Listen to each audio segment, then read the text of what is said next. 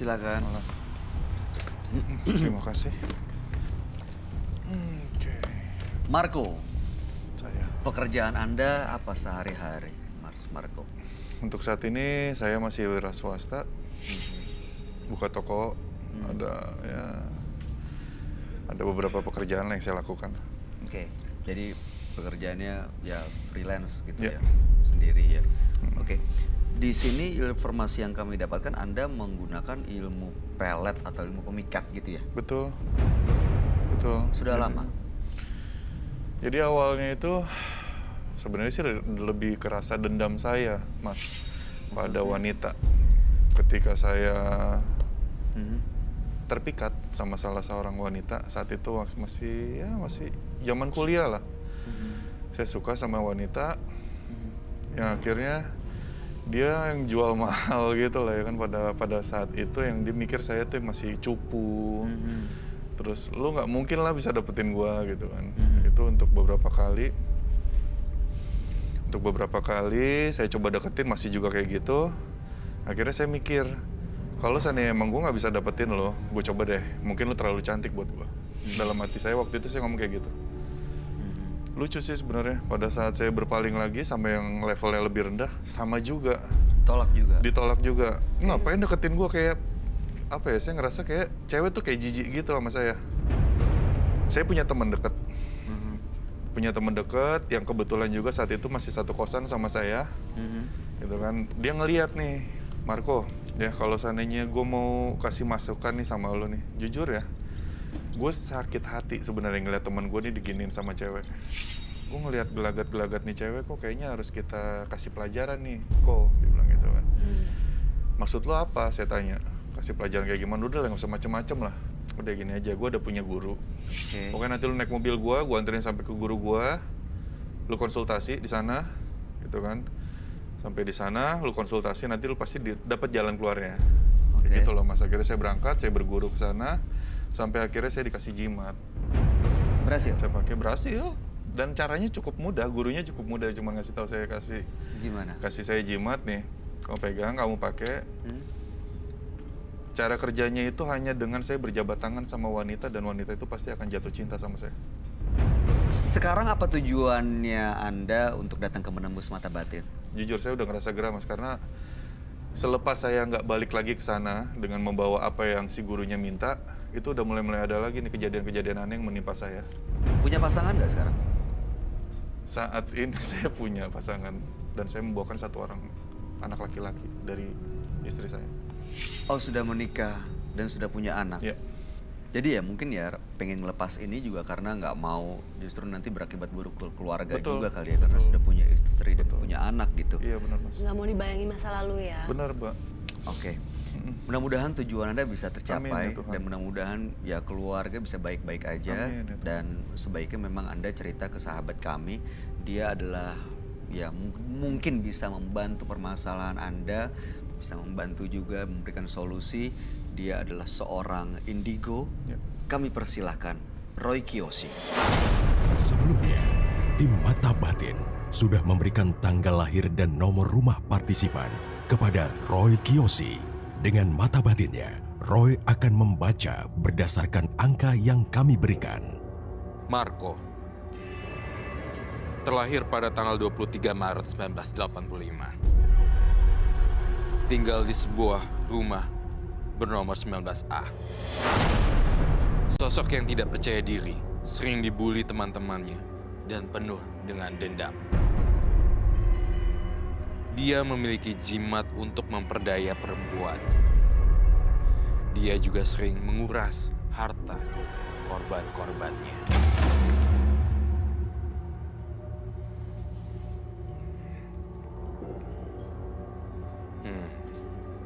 Selain menggunakan jimat, saya mencium aroma jin yang disuruh oleh Marco untuk memperdaya wanita-wanita tersebut. Sosoknya tinggi besar, hitam dan berbulu.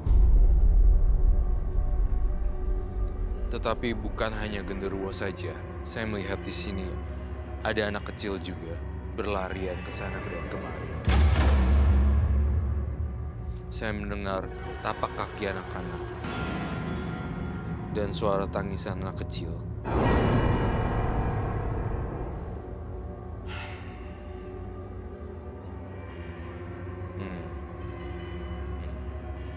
Saya akan membantu Marco malam ini.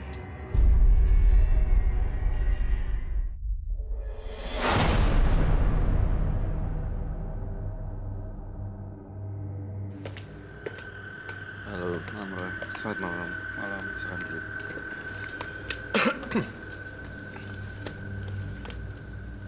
Marco. Ya. Tanggal lahir 23 bulan 4 1985. Kemudian nomor rumahnya adalah 19A. Ya. Saya melihat dari tanggal lahir Marco dan nomor rumahnya. Saya ngelihat adanya penampakan makhluk halus yang selalu ngikutin di kamar. Benar. Benar. Koko. Kamar. Setan. Ada hantu di kamarnya dia. Tepat di belakang. Saya ngelihat di sebelah kiri kasur. Sebelah kiri. Seperti apa bentuknya, Roy? Sosoknya hitam.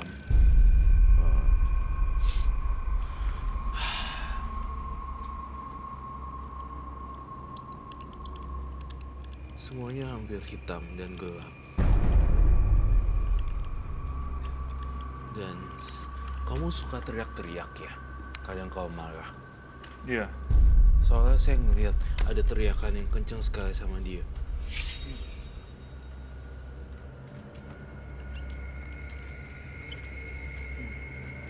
Terkadang saya kalau saya lagi emosi memang temperamennya suka nggak bisa diatur. Bahkan banyak barang-barang juga yang saya pukul-pukul. Pecahin. Kamu suka pecahin barang. Betul. Saya ngelihat ini kayak manusia yang benar-benar luar biasa sekali. Sosok hitam. Ini semuanya sebenarnya hitam. Tidak, bentuknya tuh kayak ada bulu-bulu di sini loh. Sini bulu, di sini bulu, di sini bulu, di sini bulu. Ini penghuni rumahnya, kamarnya, atau selalu mengikuti dia karena ilmu yang dia punya, Roy? Selalu mengikuti dia karena ilmu yang dia punya sebenarnya. Dan sosok buluan. Karena jimatnya gitu. Iya. Dan ini tuh sering sekali muncul di kamarnya dia. Entah kenapa bisa ada dia. Kamu sering lihat dia gak? Pernah nggak? Kalau ngelihat dia dalam berupa wujud yang menyeramkan sih mungkin hanya sekelebatan ya karena saya awam. Tapi yang saya rasakan beberapa bulan ini itu ada sosok makhluk yang menyerupai pacar-pacar yang udah saya deketin nih. Masuk ke dalam kamar tidur saya sampai akhirnya dia ada di kamar saya dan yang saya sampai titiknya itu saya heran kenapa dia selalu keluar dari kamar saya, dia minta pamit untuk pulang itu jam 4 sampai jam setengah 5 pagi sebelum menjelang subuh.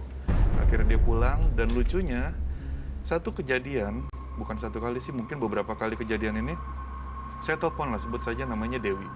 Saya telepon, "Wi, lu ada di mana?" Tadi malam buru-buru banget sih, sampai saya tanya kayak gitu, Mas. Dan uniknya dia berkata dia sedang ada di Kalimantan saat itu. Dia ada di luar kota. Gue ada di luar kota, maksud lo apaan sih? Gue ada di rumah lo saat itu. Dia ngomong kayak gitu sama saya dan itu saya nggak ngerti deh. Jadi itu ya, siapa yang ada di situ? Anda kayak ngelihat sosok teman Anda ada di rumah, keluar, ternyata dia di Kalimantan. Betul, dan itu siapa, benar-benar kita berkomunikasi, pegangan tangan, apa kita bercumbu. Karena kan ini korban yang pernah Mas Marco. Ya, itu jauh setelah saya nggak pernah ngasih perawan ke guru itu lagi. Karena saya pikir, kalau seandainya gue nggak ngasih juga mungkin ilmu hilang dengan sendirinya. Ternyata kesininya makanya saya bilang, saya udah mulai agak gerah. Beberapa hari lalu teman saya juga habis meninggal. Dan itu meninggalnya tidak diketahui sebabnya, Kak, sama sekali. Itu tiba-tiba meninggal, dia datang ke tempat kerja, dadanya stuck. Saya juga nggak tahu ya, saya nggak bisa narik juga kesimpulan dari situ. Dan ini terjadi sungguhnya seperti itu. Meninggal. Kisah hidupnya. Ada hubungannya sama dia nggak, Roy? Tidak ada sebenarnya yang temen yang meninggal tuh nggak ada hubungannya sama dia dia sama sekali. Cuma saya ngerasain ketika di kamarnya itu hantunya bisa menyerupai apa aja. Dan bisa berbentuk wanita, keluar masuk dan seperti apa. Bentuknya itu bisa macam-macam. Ada yang tinggi besar, ada bisa bentuknya binatang, kecoa, dan berupa yang lain-lain. Tapi entah kenapa ya, saya lihat Marco di sini, kamu tuh sekarang udah dibayang-bayangi hantu terus ya. Terutama wanita ya. Tapi ini dimensinya hantu. Iya. Jadi ghost gitu. Jadi Hantu dia melakukan hubungan dengan hantu. Iya, semacam halu, tapi bukan halu juga. Tapi ya semacam ada gangguan di penglihatan kayak sampai diliatin bener-bener bercumbu, berpelukan dan segala macam. Itu sebenarnya setan. Dan dia selalu berubah bentuk gitu. Iya, dia selalu merubah bentuk padahal aslinya jelek banget dan suka teriak-teriak.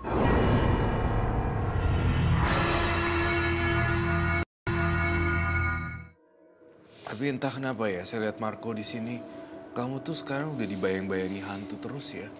Terutama wanita ya. Tapi ini dimensinya hantu. Iya. Jadi ghost gitu. Jadi dia melakukan hubungan dengan hantu. Iya, semacam halu, tapi bukan halu juga. Iya. Tapi ya semacam ada gangguan di penglihatan kayak sampai diliatin bener-bener bercumbu, berpelukan dan segala macam. Itu sebenarnya setan. Dan dia selalu berubah bentuk gitu. Iya, dia selalu merubah bentuk padahal aslinya jelek banget dan suka teriak-teriak. Saya ngerasain di dalam tubuhnya si Marco tuh keras banget loh. Kalau marah tuh mengerikan sekali. Pecah semua di meja gitu.